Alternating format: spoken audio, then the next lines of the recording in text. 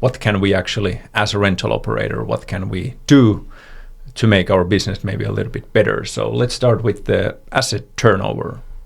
Yeah, so asset turnover, or how some people call it like utilization rate. In that, we're trying to figure out, or we're trying to optimize a maximal utilization or usage per item. So rather than having a big fleet and a lot of occurred, for example, costs in terms of buying that fleet, at low usage per item, we want to have a smaller fleet, a lot of usage per item, as a kind of a way of getting a better profit for our investments and less tied capital into our inventory. So of course there we can try to kind of optimize a few things. I think in each one of these we could talk about what are the reactive and proactive ways that we can go about things. Proactively, we can make these decisions that we try to be thoughtful on the size of a fleet that we actually need. So in order to do that, you have to understand your end demand a bit. So maybe don't go overboard, but rather try to be operating in that, let's say 80% utilization rate if possible, and then start acquiring more items if needed. There are other proactive ways, for example, in how you build your pricing. Again, extremely dependent on the kind of a rental business you're running, but are you gonna offer your customers the ability to rent by the hour, rent by the day, rent by the week, month, or all of these? When you're trying to figure that out, you're probably kind of modeling a bit like, okay, how much do I need to spend time in between rentals in order to get it back? So if it takes you 2 hours to get an item back to be in a condition where you can rent it to the next customer, at the same time you would then have to make quite a lot of income from that 1 hour rental in order to justify the costs for those 2 hours and the cost of not having that item with the customer. It is a lot about understanding the refurbishment needs of your item, and then when you're kind of defining your rental periods. Of course, it's kind of the rule of thumb tends to be that when the item is out with the customer, it's earning money, and when it's in, it's costing money.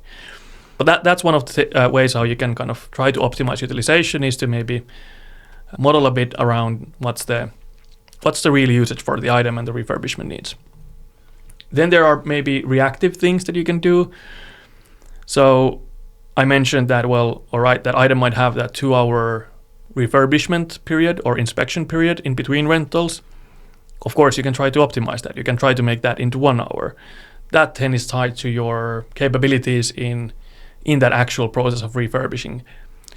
Is there ways how your customer can declare things a little better? Is there some kind of a self-service way that if you're renting out bikes, that you have, for example, a water hose outside of the rental store where your customers can already kind of hose the biggest dirts out of the bike, or maybe you can even demand this as part of the rental, that customers are responsible for cleaning the item themselves, and if they don't clean, you maybe charge a after charge.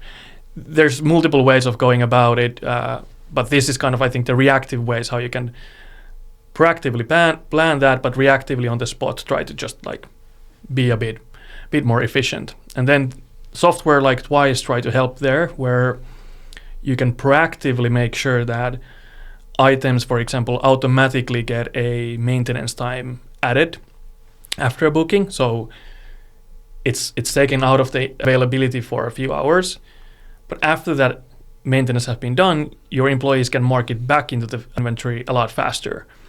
And then you can start to look into, for example, the data that how often do you actually need the 2 hours? Do you need it every time, or do you tend to have the maintenance done in 45 minutes? Maybe it's then time to adjust your automated maintenance time to be 45 minutes so that people can start to book it in the future already for that 45 minutes. So these kind of things are the things where reactively you store information to your order fulfillment or your commerce OS like Twice. Then you learn from that and you proactively then adjust your operational logic in order to improve your asset turnover.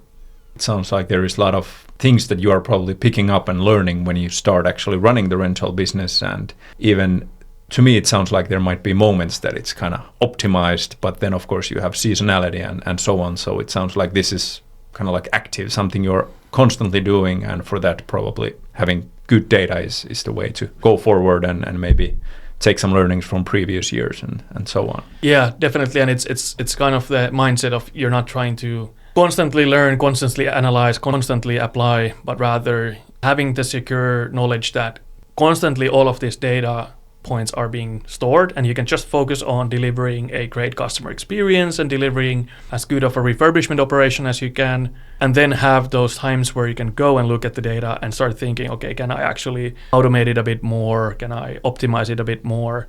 And then knowing that you have these levers to pull in the software that allow you to kind of push the engine to its limit. Or if you, for example, know that you're going to have a completely new staff this season who do not have that much of knowledge of the rental fleet, for example, maybe you want to add a bit of an extra buffer this season just to allow new staff to kind of time to learn without failing to deliver a great customer service. And if you are a new entrepreneur and you're just starting out, it's probably best to just start with a small fleet and then kind of start understanding how it kind of grows, rather than start with a huge and start to do some optimization before you actually have the rental business operating and running. Yeah, definitely. I think there's a saying that your kind of your wealth is measured in terms of how big of a mistake you can make and still recover. And that's kind of if you're super wealthy, you can probably go with an extremely large fleet and then take big hits if they happen.